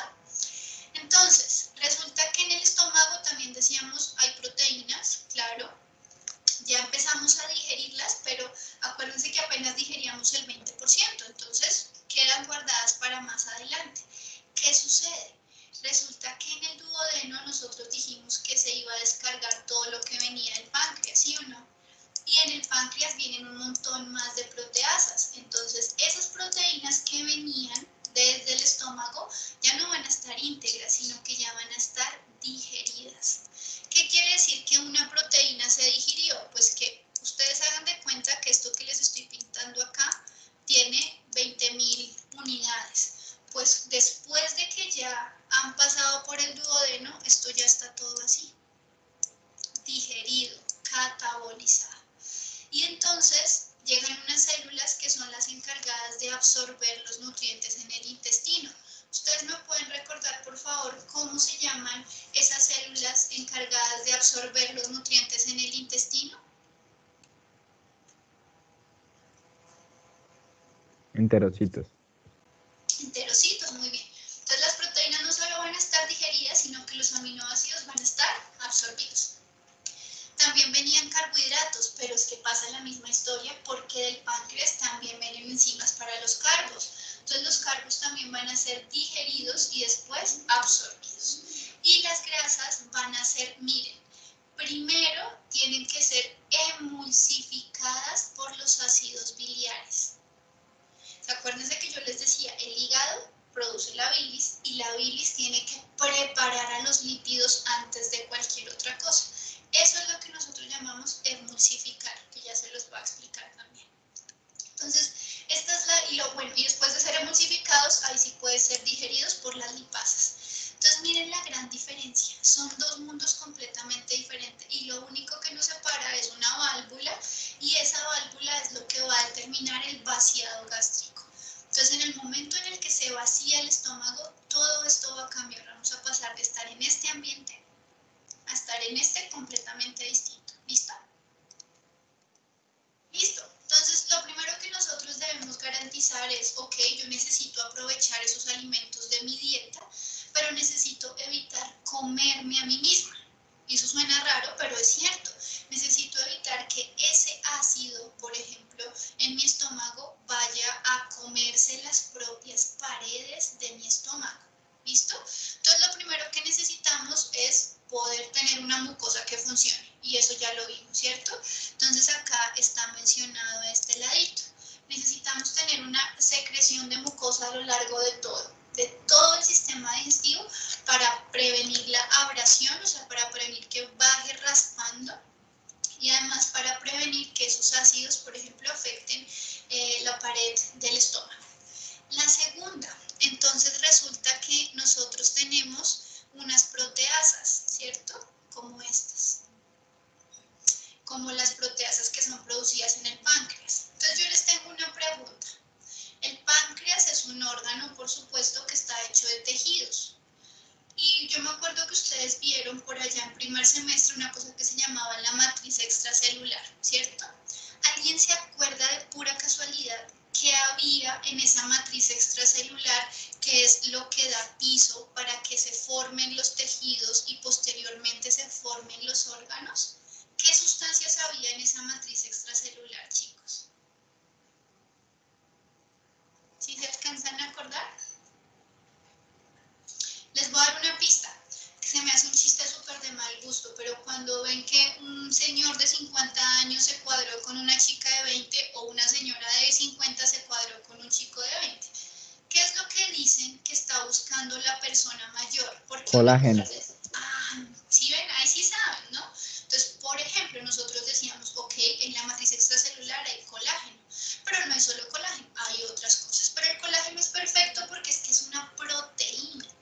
Entonces, ¿qué pasa donde yo permita que las proteasas del páncreas viajen por ahí libres alrededor del páncreas? ¿Qué sucedería? Que esas propias proteasas se comerían al páncreas.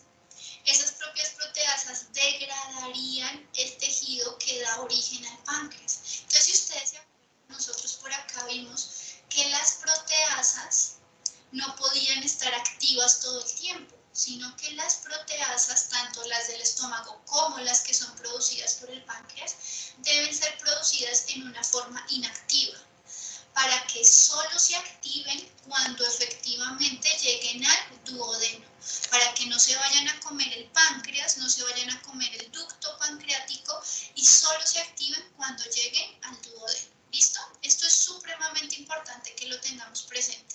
Las proteasas deben salir de su lugar de excreción inactivas y solo se activan cuando ya están en el lugar donde van a actuar. ¿Listo? Entonces, son tres mecanismos de defensa. Uno, la mucosa, que ya vimos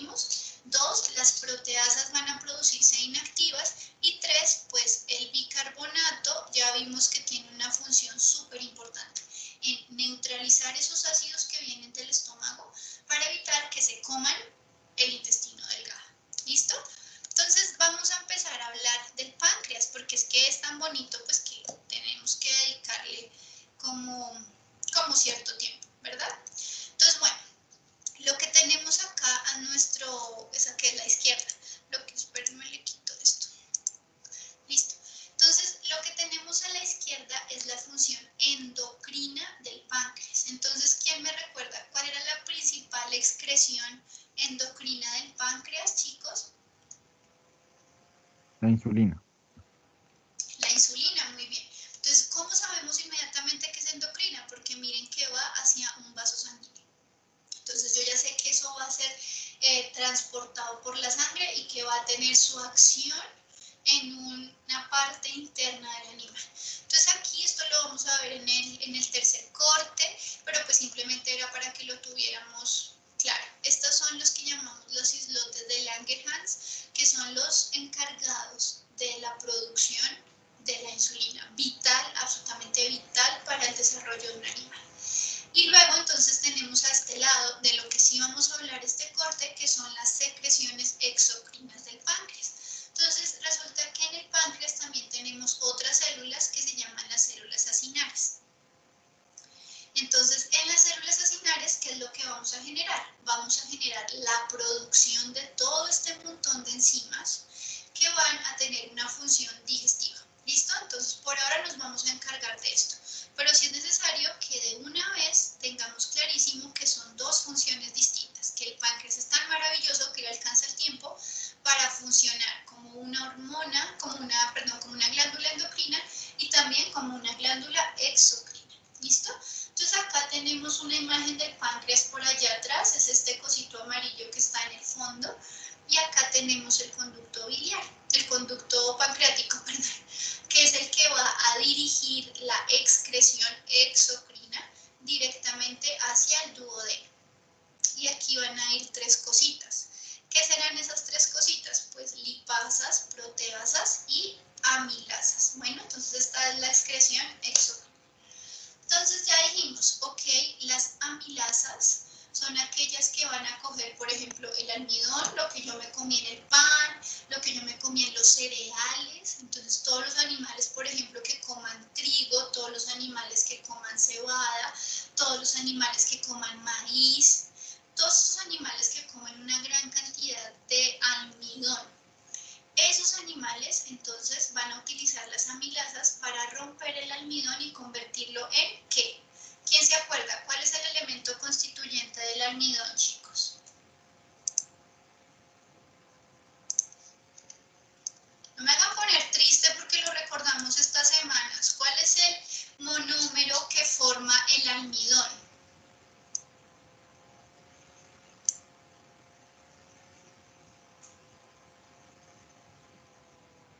Dios, siento que va a empezar a llorar. ¿De verdad no nos acordamos qué es lo que forma el almidón? La glucosa.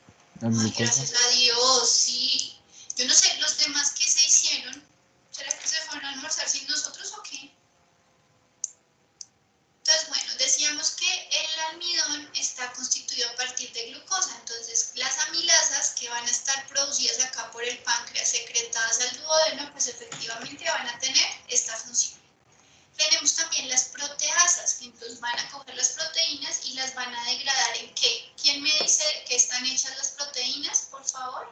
Aminoácidos. Aminoácidos, muy bien.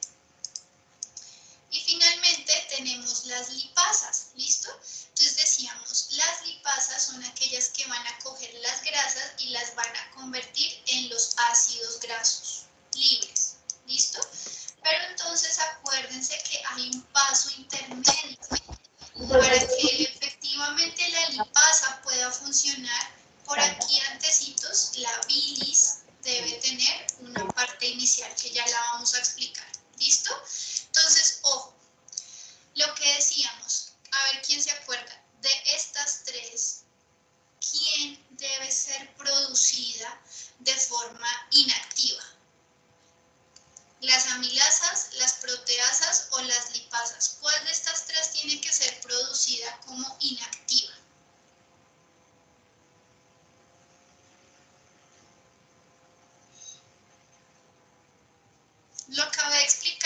chicos, cuando les decía que La proteasa. las proteasas, muy bien. Entonces, las proteasas van a tener que ser producidas de forma inactiva. Entonces, ¿cómo va a ser este mecanismo de activación? Entonces, miren que por acá se los dejo bien explicadito. Entonces, resulta que estas proteasas, por ejemplo, van a salir como un tripsinógeno, así se conoce. Entonces, el tripsinógeno va a salir pues precisamente en su forma inactiva. Una vez llega al duodeno, o sea, inmediatamente llega aquí, en el duodeno nosotros tenemos una enzima que se llama la enteroquinasa duodenal. Entonces, la enteroquinasa duodenal.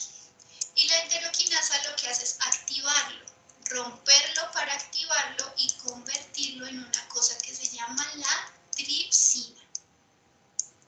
Entonces yo les cuento un chisme, por ejemplo.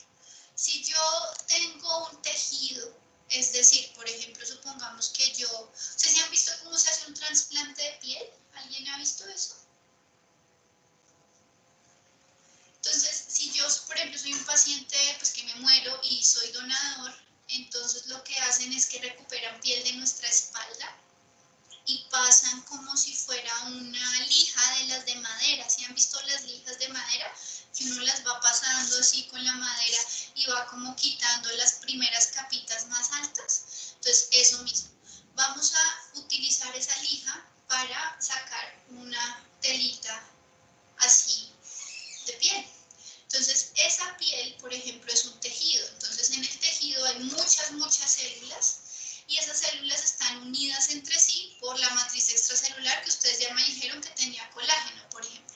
Entonces, si yo quisiera de esa telita que saqué del paciente recuperar las células libres, lo que tengo que ponerle es tripsina. Porque la tripsina es una peptidasa que, por ejemplo, va a romper el colágeno. Entonces, lo mismo, si yo me pongo tripsina en los labios, ¿qué es lo que voy a sentir? Lo mismo que me pasaba con la piña, pero pues peor, porque voy a romper absolutamente todo. ¿Listo? Entonces, esta tripsina es supremamente poderosa. Y esta tripsina me va a permitir producir varias cosas, entre ellas más tripsina, es decir, es autocatalítica. ¿Qué quiere decir que algo sea autocatalítico? Es como, por ejemplo, cuando alguien es de muy mal genio y se pone bravo y entre más bravo se ponga, como que empeora las cosas. No es de esas personas que en algún momento se cansan de estar bravos, sino que entre más bravos están, pues mejor la pelea y se sigue poniendo más bravo. Eso es un autocatalizador. Entonces aquí vamos a tener varias proteasas. Vamos a tener primero la tripsina, luego la quimotripsina y unas que se llaman carboxipeptidasas. ¿Listo? Entonces, el tema con las proteasas es supremamente importante. Yo les pido que estén muy pendientes de esto porque esto es pregunta fija mía, por ejemplo, en el parcial o en la sustentación, acerca de cómo son estos mecanismos de activación y de la importancia que tiene para la salud del animal que efectivamente viajen de forma inactiva hasta que llegan al duodeno. ¿Listo? Entonces acá tenemos una imagen, pues no muy buena calidad, que nos va a permitir acercarnos un poquito a las glándulas acinares. ¿Qué característica tienen estas glándulas acinares? Entonces, resulta que yo me acuerdo perfecto, que la doctora Beatriz les explicó supremamente bien cómo se llevaba a cabo la síntesis de proteínas. Entonces la doctora les decía, arranca en el núcleo, pero entonces luego tenemos los ribosomas, pero entonces luego tenemos el retículo y el aparato de Golgi. Bueno, absolutamente toda la maquinaria celular se pone en función de sintetizar proteínas. Y si bien prácticamente todas las células animales son capaces de sintetizar proteínas, las células acinares se van a distinguir entre todas porque son las que pueden producir proteínas con la mayor velocidad. Entonces esta gente vino al mundo fue a producir y a producir y a producir rapidísimo. Entonces nuestras células acinares del páncreas están absolutamente preocupados porque nosotros tengamos suficientes enzimas digestivas, suficientes proteasas, lipasas y amilasas. Entonces la única manera de garantizar que nosotros tengamos esas enzimas es produciendo muchísimas. Por eso es que tienen esa ruta de síntesis de proteínas mucho más activa que cualquier otra cualquier célula desde el cuerpo del animal. ¿Listo, chicos? Bueno, hasta acá, chicos, ¿tienen alguna pregunta? ¿O está todo claro?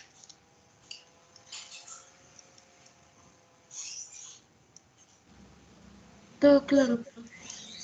Listo. Bueno, vamos a hablar de lo último que tenemos ahorita, que es el tema hepático del que no hemos hablado. Entonces yo creo que ya nos quedó un poquito claro toda la importancia del páncreas y por qué es realmente un órgano tan relevante.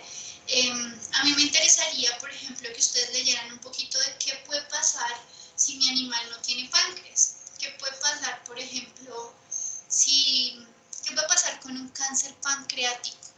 ¿Ustedes saben, por ejemplo, quién era Steve Jobs? ¿Sí saben quién era él o no? Ni idea. ¿Quién, profe? Steve Jobs.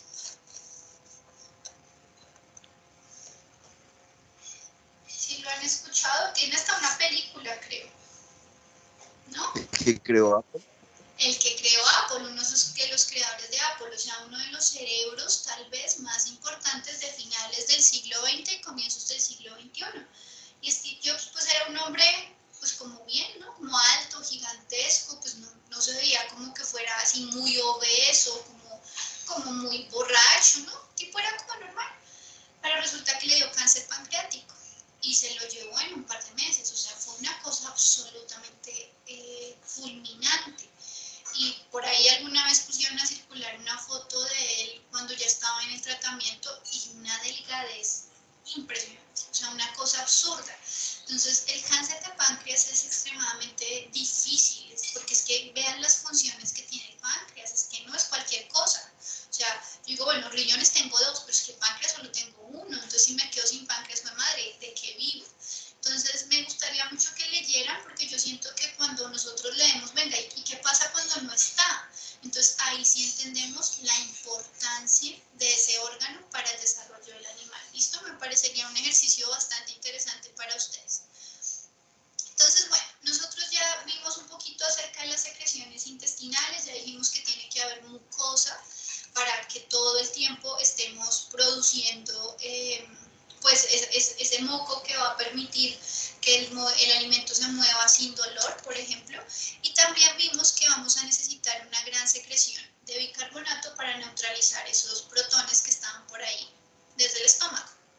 Pero también hay otras secreciones, como por ejemplo el potasio. ¿Listo? Entonces, así como el sodio tiene una gran cantidad de funciones, por ejemplo, en sangre, el potasio va a ser importante que se secrete acá en el intestino. Y finalmente, entonces, vamos a dedicarnos a hablar del último que nos hace falta hoy, que son las secreciones hepáticas y pues en particular, por ejemplo, las biliares. Entonces, insisto, ustedes ya reconocen, chicos, cuál es el animal, digamos, más importante para ustedes de los que no tienen vesícula biliar. ¿Cuál es el animal que no tiene vesícula biliar?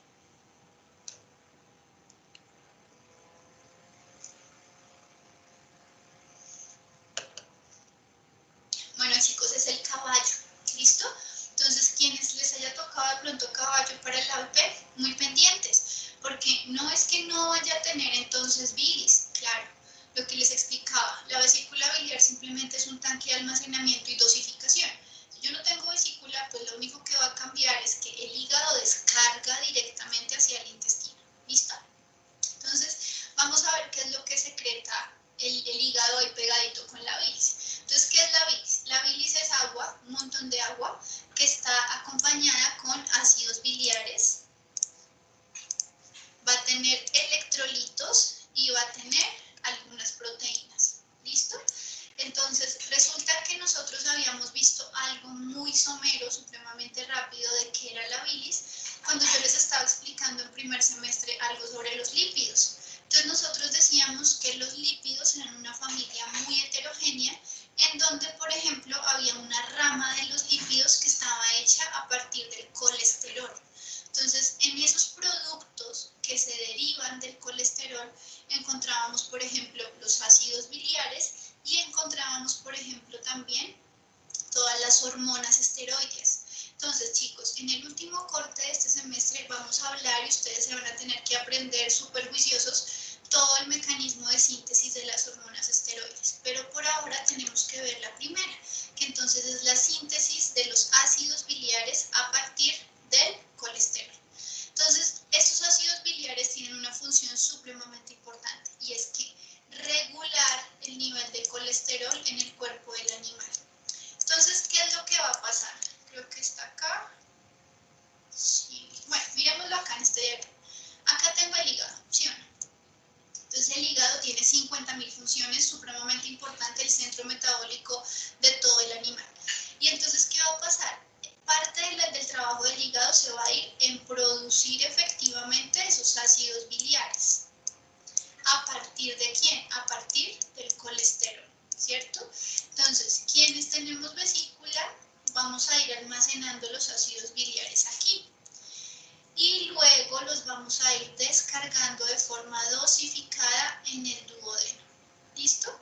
Entonces, los ácidos biliares yo les dije que venían del colesterol.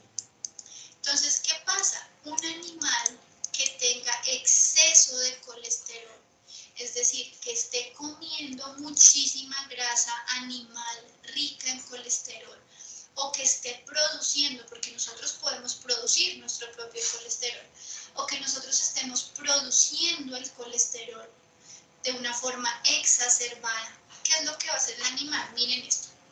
Entonces, si yo tengo mucho colesterol, produzco muchos ácidos biliares. Los ácidos biliares se almacenan acá en la vesícula biliar. ¿Alguien ha escuchado acerca de algunos cálculos que puedan generarse aquí en la vesícula biliar o no? ¿O será que eso no pasa? Sí, sí pasa. Y como que les duele harto y muchas veces terminan en cirugía, ¿cierto? ¿Y qué es la cirugía? Pues quitémosle la vesícula y dejemos que solamente el hígado descargue directamente como si fuéramos un caballo, ¿listo? Entonces esa es una cosa, que por altísima concentración de colesterol se produzcan muchos ácidos biliares que se quedan acumulados acá y que se forman unos piedras o cálculos gigantescos. Esa es una. La segunda, ¿qué es lo que sucede? Resulta que existen unos mecanismos de recirculación, miren. Entonces, los ácidos biliares tienen una función súper importante que es emulsificar las grasas, ¿no? Entonces, los ácidos biliares vinieron a este mundo a emulsificar a los lípidos. Eso ya lo hemos dicho. Pero entonces, en ese proceso de emulsificar a los lípidos, los ácidos biliares no se gastan. Entonces, como no se gastan, yo podría pensar en lo siguiente: ¿y qué pasa si yo los recupero? Entonces, efectivamente, un porcentaje de los ácidos biliares que llegan al duodeno van a ser reabsorbidos para ser reutilizados. Pero, ¿qué sucede? Si yo tengo muchísimo colesterol en mi cuerpo, porque, insisto, como demasiada grasa animal o porque estoy produciendo de forma exagerada ese colesterol, entonces, ¿qué voy a hacer? Voy a dejar de reabsorberlos y empiezo a secretarlos. Entonces, el colesterol en exceso se observa en ¿qué? En un incremento de ácidos biliares en las heces fecales. ¿Listo? Entonces, las heces fecales van a ser el receptor de los excesos de ácidos biliares que están causados por un incremento en el colesterol. ¿Listo? Entonces, miren, aquí aprendimos cómo se secreta, se almacena en la vesícula biliar, qué pasa cuando me tienen que quitar la vesícula, por ejemplo, a dónde llega, cómo se podría reabsorber y en dado caso de que haya un exceso de colesterol, cómo el cuerpo intenta regularse excretando una alta cantidad de ácidos biliares en las heces fecales. ¿Listo, chicos? ¿Esto quedó claro?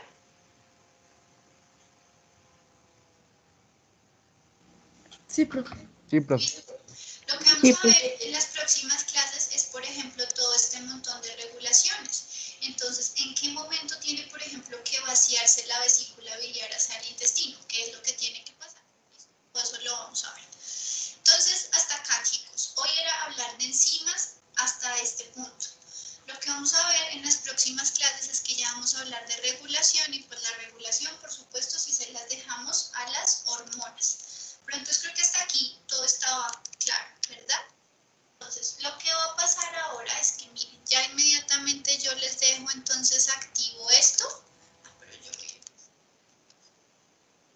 yo les dejo ya activo el quiz, ya se los voy a activar en este momento para que ustedes puedan entrar. Y entonces mi compromiso con todos era pues enviarles de forma masiva el quiz, ¿listo? El link para que puedan entrar al quiz. ¿Y hasta qué hora dijimos? ¿Era hoy hasta qué hora, se acuerdan? Hasta la medianoche. Hasta la medianoche, muy bien. Listo, mis chicos.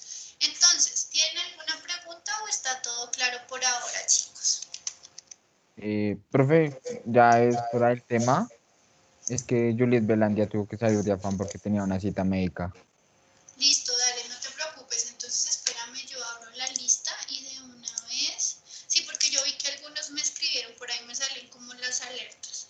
Entonces, ya miramos, no te preocupes. Y yo voy tomando nota mientras tanto. Me dices que tuvo que salir. Listo, perfecto. Listo, ya no te... Muchas gracias por avisarme. Bueno, mis chicos, entonces, si no hay más preguntas, tengan un muy feliz viernes. Gracias por esperarme, muchas gracias por su paciencia, de verdad. Yo les estaré confirmando ya sea por Teams o les envío un correo si logro cambiar el horario de las demás terapias o si pues definitivamente me tocaría quedarme con ese horario que me dieron y pues tener la clase de 2 a 4. Yo les estoy informando. Bueno, chicos. Listo, profe, muchas gracias. Bueno, entonces ya bajé la lista de acá de Teams, chicos. Entonces que tengan una muy feliz tarde, un muy feliz viernes, que descansen, feliz fin de semana. Y ustedes y yo nos volvemos a ver el otro viernes. ¿Listo, mis chicos? Listo, profe. Bueno, profe. Bueno, profe, muchas gracias. Un abrazo para todos. Bye bye. Gracias, Cuídense profe. mucho. Chao, mis chicos. Gracias, profe.